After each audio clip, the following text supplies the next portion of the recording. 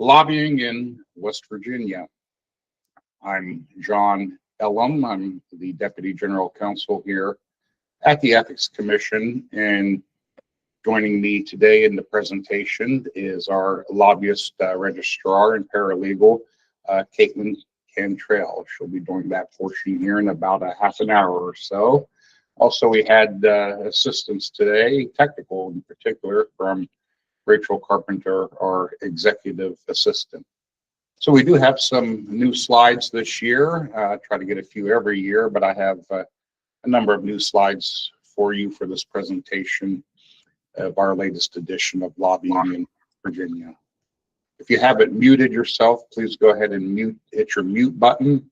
And just as a reminder, we'll try to remind you again at the conclusion of the presentation, although we are taking attendance through Google, if your name appears just as a number instead of a name, please let us know by email that you attended, so that way we can get your credit registered in our computers. Okay, we'll try to remind you again at the end of the presentation. So we'll start off with the very first slide is a new slide, and I include this in particular in my presentations to elected officials and also public employees, this welcoming to the wonderful world of ethics. And I thought maybe you would find some interest in it too, because I think so often when we attend some of these presentations or think in terms of ethics or other similar type of matters, we think of, well, what is prohibited or what do I need to avoid? We think in the negative rather than thinking of some of the positive effects. So again, it's more than having an ethics code. A governmental ethics code is more than just about not getting into trouble. Number one, as I brainstormed these, the first thing that came up to mind was confidence, which may sound a little bit unusual in terms of ethics, but I think it does. Having knowledge of the ethics requirements gives you confidence when you're serving your constituents, and the knowledge that you're building trust through competence and dedication to your profession, and lobbyists as well. Empowerment, certainly ethics is about empowerment. Knowledge leads to more efficient and effective work, and we do want, or I think one of the goals is to have citizens have their value in institutions, government institutions, rather than getting devolved into personalities and political parties. And finally, humility, not often a word you may hear in terms of public service, but having a code of ethics, I think, allows us to step back and recognize that a certain level of trust has been placed in us, whether we're a public official, a state employee, public employee, or somebody that's lobbying any one of these individuals, and also embracing our roles and responsibilities in the process. So with that in mind, let's jump right into some of the substance of today's presentation. The Ethics Commission, of course, is 9 members that are appointed by the governor, and they are across the state of West Virginia to ensure diversity and also a mix of both parties. We have a staff, 2 of us here present today, that oversee day-to-day operations of the Ethics Commission. So some of our responsibilities include the administration, interpretation, and enforcement of the West Virginia Ethics Act, whether that being avoiding using your public office for private gain. We'll talk a little bit about that. Nepotism, for instance, what are prohibited public contracts. Of course, for today's purposes, we do oversee lobbyist registration and reporting requirements. We have within our jurisdiction, in part, I should say, the Open Meetings Act. We do opinions and interpretations, address questions on the Open Meetings Act. but enforcement of any violations of the Open Meetings Act is with the circuit court, not with us.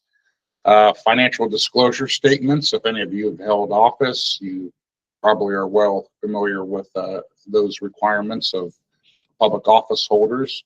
We have jurisdiction over administrative law judges, a special code provision, which is actually under the criminal code, West Virginia 61-1015, which deals with county level officials. And that's pretty broad. That's not just county commissioners or clerks, but gets into service district members and any type of county office or board that you can come up with, just about.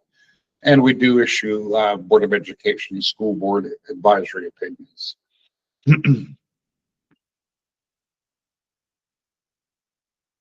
Jurisdiction. So first question of the day is a political party. We get this at least maybe once a year. A political party executive committee member, a public official or employee who's subject to the Ethics Act. And if you've attended before, or maybe you're up on the advisory opinions and so forth, the answer is no. They're not, they're your own unique position, and they are not subject to the Ethics Act as interpreted in Advisory Opinion 2020-03. Of interest, the first lobbyist advisory opinion was issued back in 1990-136, dealing with an association-sponsored meeting and reception where they were serving some of the usuals, coffee and pastries. And we now, of course, have first dollar reporting where you have to report every dollar spent. This first opinion was under an older rule of law, and also did discuss prorating expenses on reporting requirements, which we'll get into later.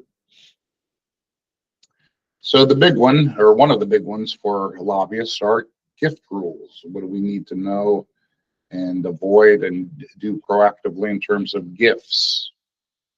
And that's probably a gift you wouldn't be giving. So gift rules, $25 per public official or employee per year. I think everybody's pretty familiar with the threshold. Maybe not so much the exceptions, but meals and beverages are accepted if the person providing those, the lobbyist, is present. Ceremonial gifts, an example given here is a plaque, reasonable travel expenses and so forth for being a speaker at a conference. If something's purely private in nature, that is an exception. And then if you go to our website and look under our gift lines, guidelines, you'll see it outlines other exceptions, such as attending a ceremonial or political event under certain conditions.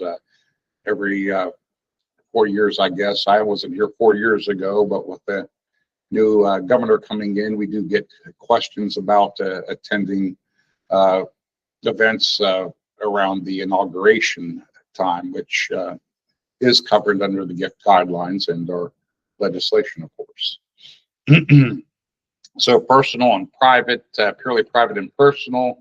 This would be an example would be somebody that's been friends since grade school and may have something nostalgic in the way of a gift or so forth. Some tips to keep in mind regarding gift rules. The $25 gift limit does not apply to charitable contributions. Example, 4-H club and so forth, but you still have the reporting requirement. Question and answer, see what you know here. Can a senator give a lobbyist a gift over $25? That's your answer. You said yes, you got it correctly. Of course, assuming the lobbyist is not also a public official or employee. And what about vice versa? Can a lobbyist give a senator a gift over $25? No, of course, unless one of the exceptions we just discussed previously would apply. In this question and answer, a county superintendent had asked whether he could accept payment from a bus manufacturer. They were going to electric school buses for travel-related expenses as a panel member, and that was held to be okay because of a overriding public benefit. And as long as you're not engaging in a what would amount to a prohibited endorsement, that's advisory opinion 2023-07. So we do need the overriding public benefit and not a public benefit that really amounts to just a pretext for a gift. A city police chief asked in this advisory opinion whether officers in his department would keep gift cards valued at over $25 by citizens as appreciation gifts. And the answer is you may not keep gift cards valued over $25. And again, our guideline goes into a lot more details on how gift cards may be used. Similar to that, one of the exceptions or discussions in that gift guidelines, a question we get quite a bit is tickets to games. And of course, the $25 threshold applies, and there's some ways to buy that down. But if you have that situation come up, certainly call and we'll help guide you through that. So getting into the act itself, voting restrictions, as some of you may know, and some of you have served in the legislature, public officials may not vote on matters in which they or an immediate family member has a financial interest.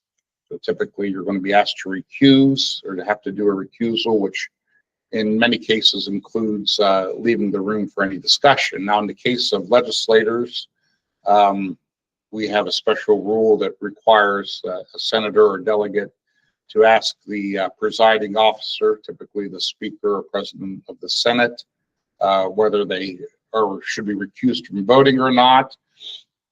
If they make this request, then they're immune from prosecution under the Act. I've only, when I had my service, I think in 14 years, I saw this, only one delegate recused from voting in my whole time, because most people are ruled to be a member of a class and therefore have to vote. Obviously, if that exception wasn't there, we could never get anything done in the legislature. But I did have one instance where we had a delegate who stood to get some money in an appropriation bill, or it was more like a bill where we were approving awards given for road damage given by the Court of Claims, and he had some a car damaged at a construction site, state road construction site, and was actually getting a specific sum of money, one of the enumerated people to get money in this bill, and he actually, because of that peculiar and specific instance, he was recused from voting. Private gain under the Ethics Act of relevance for lobbyists, because private gain certainly is a very encompassing area. And this one of interest, a college professor could not exclusively invite one candidate for public office to speak to his class. It had to be open to other candidates as well. And the advisory opinion number is there. A little trivia that we've included in prior elections. There are updates. Again, private gain, in this time, my political activities. Political endorsements can be okay. For example, a sheriff may use his or her title to endorse his or her chief deputy. That's an advisory opinion. But caution, law enforcement uniforms are not allowed to show in campaign material. You may not wear or use campaign material in giving these type of endorsements. There is a recent conciliation agreement from earlier this year that actually addresses this issue that's on our website, where the Deputy Sheriff Association actually included official badges from the Sheriff's Department itself in their endorsement letter, and also listed the address and phone number for the association as, in fact, being the address and phone number for the Sheriff's Office itself. So that caveat and caution is there. We do get questions on public employees running for office. While the Ethics Act does normally restrict these, you cannot use public resources or time when engaged in campaigning. Commercial endorsements. You cannot use a public official cannot use their title to endorse a private business. Very limited exception in cases of overriding public purposes. Again, no pretext though. So in the example here from some advisory opinions, you cannot appear in a television ad for a car unless it's your own business, and in the event you cannot use your public title. Big one for us, nepotism. Exactly what is nepotism?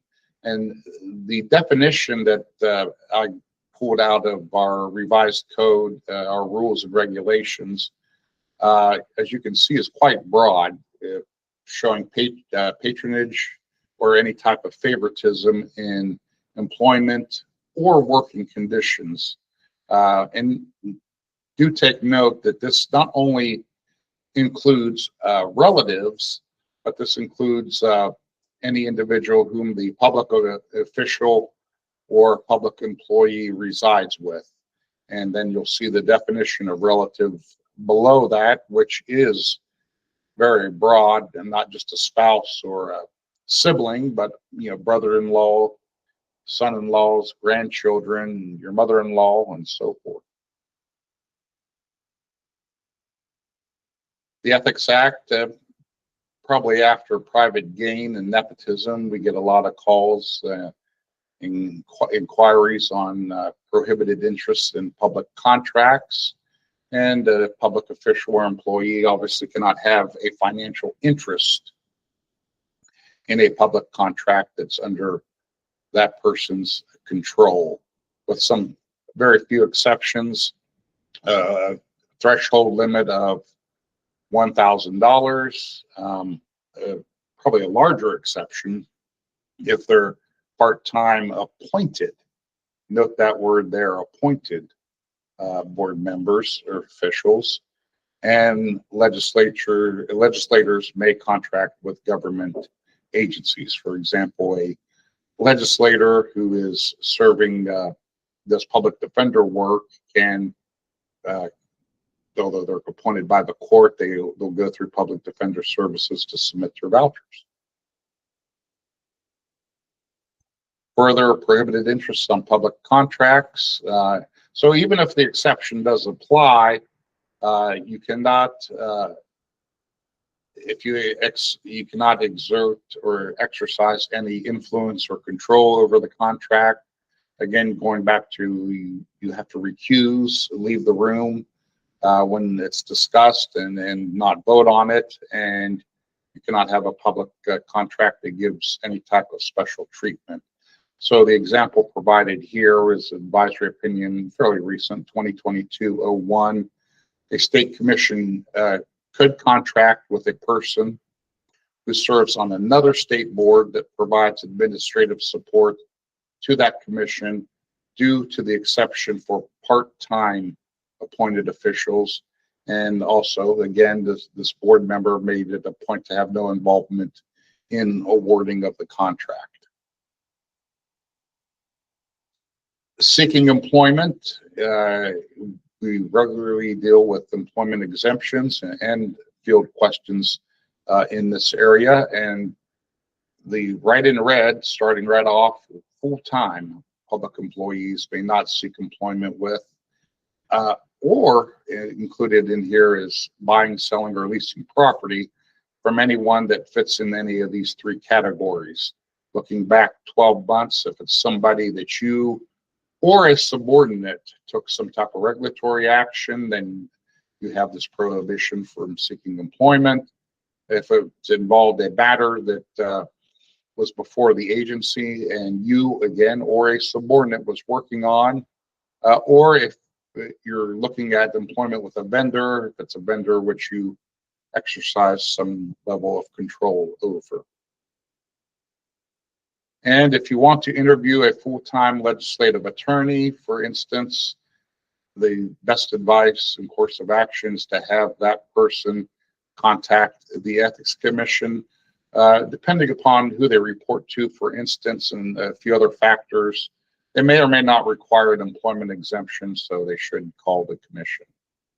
And that's the second part of this slide. If an employee's duties are ministerial in nature, restrictions on seeking an employment opinion, or seeking an employment exemption, I should say, normally would not apply. Again, probably the best, safest course of action is to give us a call in this scenario to make sure that you're covered under the exception, or in fact, the potential hiree does need to seek an exemption. So what is an employment exemption? Well, first of all, what it is not is it's different than the revolving door, some of which we went over. It's a mechanism to seek employment while you are still employed by the state agency. You cannot involve in or act on matters affecting persons whom you're seeking an employment opportunity with. And employment exemptions, this comes up quite a bit, are no longer required if that public servant has already left government office. They're issued by the Executive Commission, the Ethics Commission, but temporarily, first of all, issued by the Executive Director. So you can get a temporary ruling from our Executive Director before it would then go to the next scheduled meeting of the Ethics Commission for final approval. And this, again, allows full-time public servants to seek employment while they're still in their public servant position. And there is an entire guideline on our website, left-hand side, probably about 5 or 6 tabs down, you'll see it there. How about a conflict of interest question? Can a lobbyist serve on a state board? And the answer from this fairly old advisory opinion is yes, but that lobbyist nor their immediate family cannot participate in any decision of the state board if they're going to receive, again, direct personal, economic, or other financial or pecuniary benefit from the decision of whatever board they're serving on. And that's only if the financial interest, the monetary or pecuniary interest, benefits him or her directly and not as a member of a class.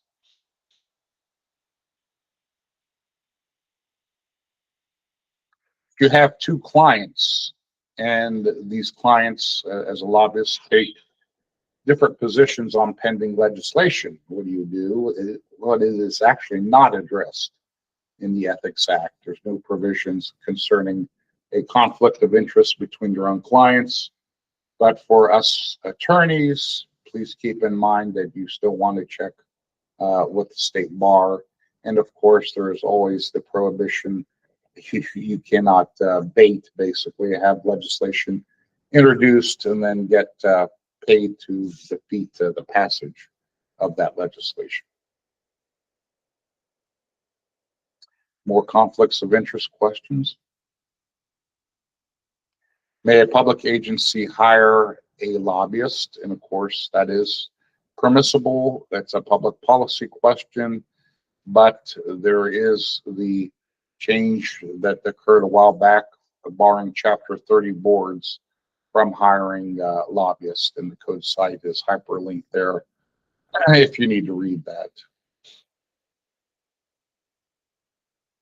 May a state board member be employed by professional associations whose members are regulated by the state board on which they serve, not lobbying for the association? And the answer is yes.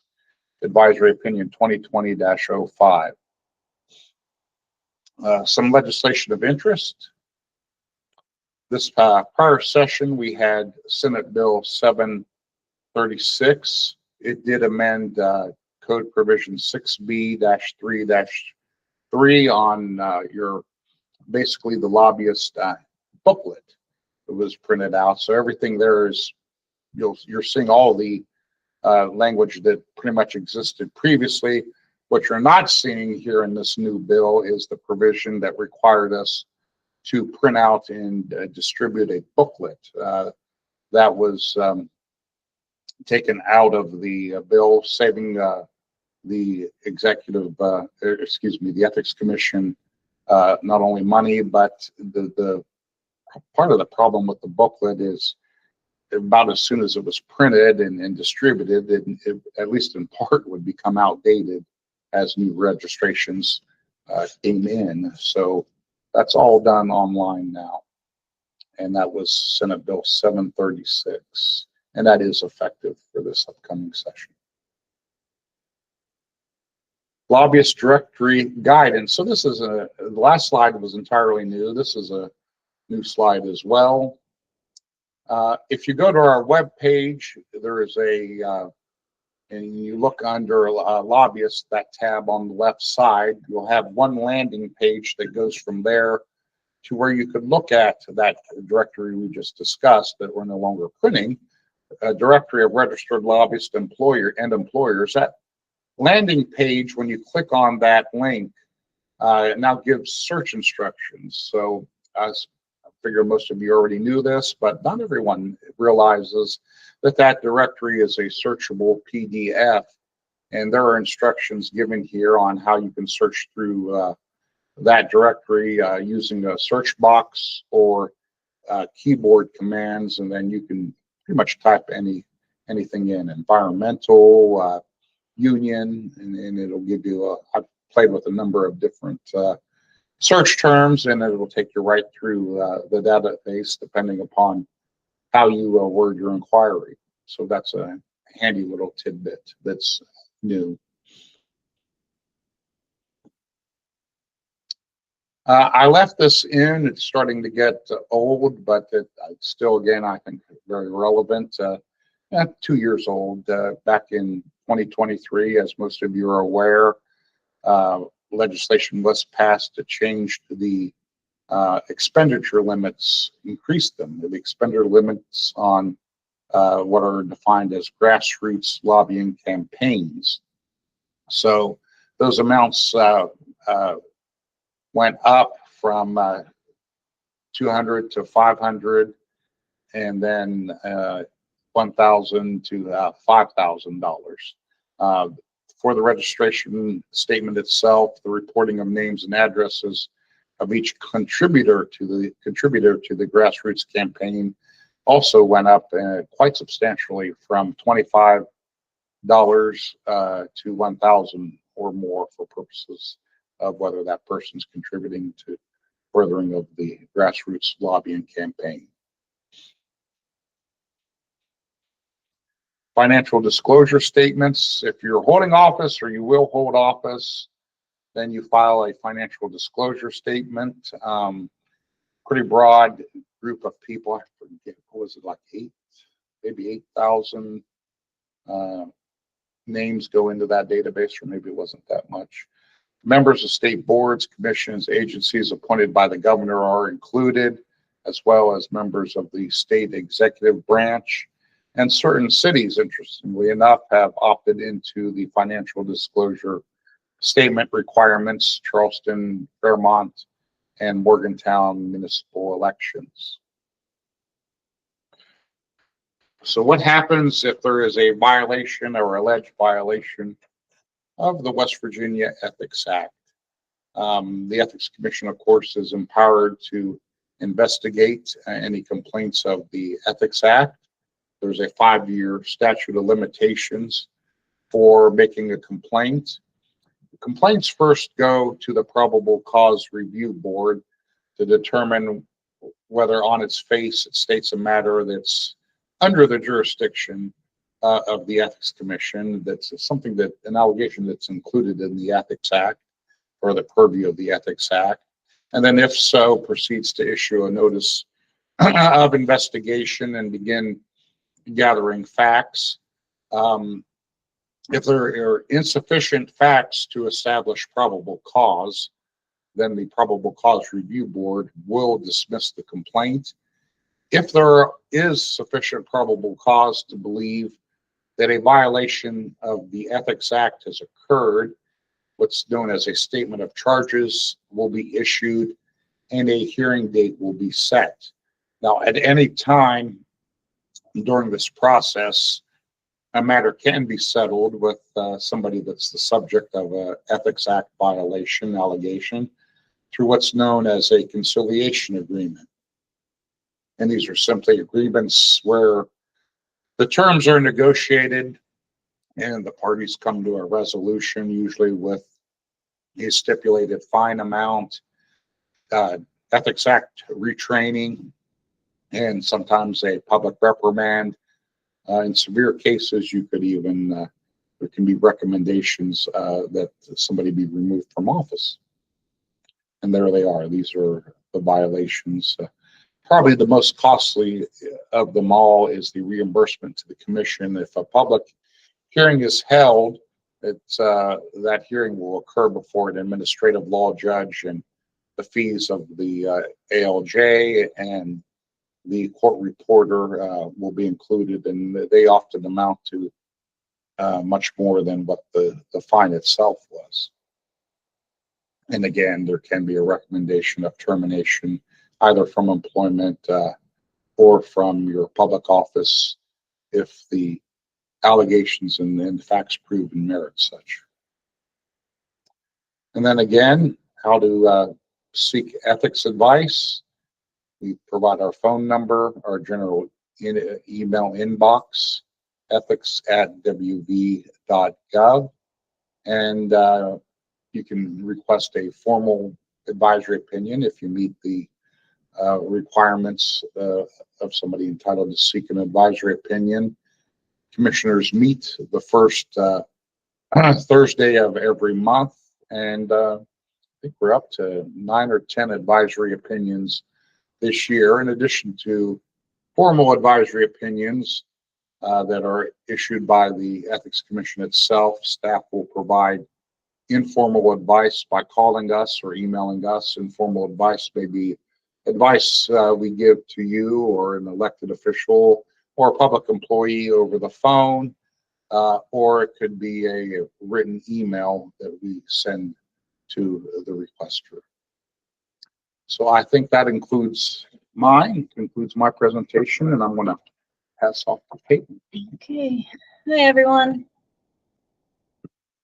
All right, we're now on the lobbyist portion. So what is a lobbyist and lobbying? It's any communication with a government officer or employee for the purpose of passage, defeat, approval, or veto of legislation, or the adoption or rejection of any rule, regulation, legislative rule, standard, rate, fee, or other agency action. And a lobbyist is an individual who is compensated to lobby and spends more than $150 on public officials for lobbying purposes.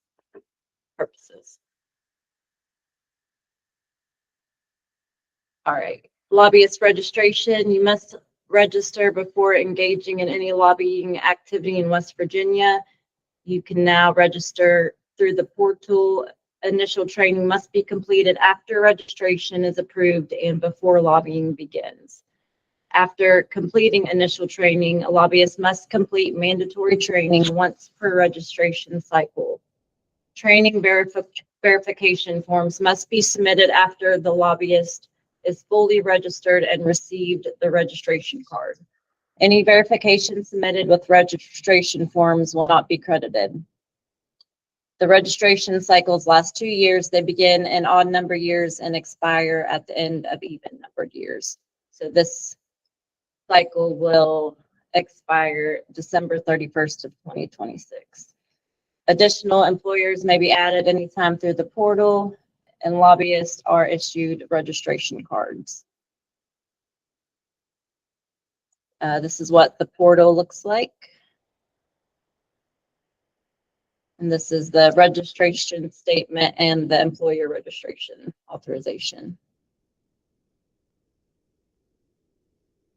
All right, exceptions to lobbying registration: if you attend social events, if you appear before public sessions of legislative committees or agency public hearings, working for nonprofits and lobbying for fewer than 20 days per legislative session, if you work for the news or media, or you're a government official, or if you're an expert providing advice. The revolving door under West Virginia Code Section 6B32, certain officials must wait 1 year after leaving their position before registering as a lobbyist. This applies to members of the legislature, members of the Board of Public Works, justices of the Supreme Court of Appeals, will and pleasure employees, executive branch secretaries, and heads of state departments or agencies. Grassroots lobbying is efforts directed at the general public to influence legislation, usually through a call to action. Example would be newspaper ads urging people to contact legislators. Who must register for grassroots is anyone spending more than $1,000 in 1 month or $5,000 in 3 months on grassroots lobbying. And the registration from this is separate. It is not done through the portal, but it is done using the forms available on our website. And there is also no fee for that. And the same as lobbying, the reports are due 3 times a year. And those reports are due in May 15th, September 15th, and the next one coming up will be January 15th. Activity reporting, late reporting fine is $10 per business day, and that doesn't exceed $250. And if you fail to file, it may result in suspension. We let the legislative clerks know, and the media is notified. So what to report? You report all expenses made by you or your employer to influence public officials, employees, or their immediate families, including meals and beverages, lodging, advertising, travel, gifts, group expenses, campaign contributions. And those are only personal contributions, not those made by your employer. How to report. All lobbyists must file the activity report form, even if you have no expenses or lobbying activity. If you have more than one employer, you list expenses separately for each employer. And you can submit those online through the portal, by US mail, deliver them here to our office, or by email. And amended reports may be filed after the submission date, and there's no penalty for that. What not to report: your compensation, personal travel and living expenses, office or organizational expenses, gifts or contributions not intended to influence legislation, spouse, family, personal expenses unrelated to lobbying, and training or education costs unrelated to lobbying. This is what the activity report form looks like, and those are available on our website, or you can file again through the portal. And this is Schedule A. Any expenses other than group expenses go here.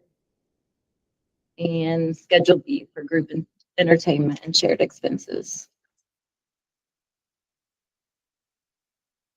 Political campaign contribution reporting rules. You only report contributions made to state level election campaigns, not to report local, municipal, county, or federal elections. And you only report contributions made personally by the lobbyist. Do not report contributions made by the employer or organization on the lobbyist's behalf. You report contributions made by a lobbyist's spouse or dependent family member from a joint bank account or which the lobbyist is named, and report only the total amount of campaign contributions on the activity report under political campaign contributions. You do not have to list names or dates those contributions were made. Only report contributions made to currently elected or appointed officials, and contributions to individuals not in office are reported only if the person wins and the contribution helps retire campaign debt. All right, training. Training is required once per registration cycle every 2 years. The commission offers training twice a year in January and the fall. Other providers may seek clarification from the Ethics Commission to offer training. Lobbyists may also view the online training video to receive credit. You just turn in the verification form. And initial training is not required before registration, but it must be completed before a first-time lobbyist begins lobbying in West Virginia. There is no set deadline for initial training. It must simply occur before lobbying activity begins. Training taken too early before the cycle is approved will be credited for initial training only. Training will also be needed during that cycle to get credit for reoccurring training. Pro tip, if your initial training is after the cycle begins, you do not need to take it twice. Restrictions. Lobbyists must not engage in any lobbying activity before registering as a lobbyist. Do not lie to public officials or employees about facts related to lobbying activities. Avoid conflicts of interest. Do not participate in decisions where you or an immediate family member may receive direct personal financial benefit. Do not manipulate legislation for personal gain or future employment. Do not use undue influence, extortion, or retaliation against government officers. Do not influence officials through your employers. Obligations and consequences. A registered lobbyist has specific obligations under law. Violations may result in termination of registration, suspension, or loss of lobbying privileges. The lobbyist employer, if aware of violations, may also face civil liabilities. False statements. Any registered lobbyist who willfully and knowingly makes a false statement, conceals a material fact, or commits fraud in any application, statement, or report is guilty of a misdemeanor, and that could be a fine up to $1,000 or up to 1 year in jail. And failure to report. Any lobbyist who fails or refuses to comply with the reporting requirements will be subject to an Ethics Commission complaint and may face the same penalties as public officials. Here is the termination notice. Terminating and final reporting, you must notify us in writing when ending the lobbying activity, and that's not done through the portal. It's done through that form found on our website. Keep your financial records for up to 2 years in case of a lobbyist audit, and those records are public records. And notify us whenever your contact information changes. And that is all for me. So again, excuse me, as a reminder, if you are attending with your name not listed, but a phone number listed instead, we won't know how to identify you, even though we're taking a roll through Google Meet. So please email us if you only appear by a phone number to let us know that you attended today's session so we can get credit for you. And with that, we want to thank everyone for attending, and we'll go ahead and open it up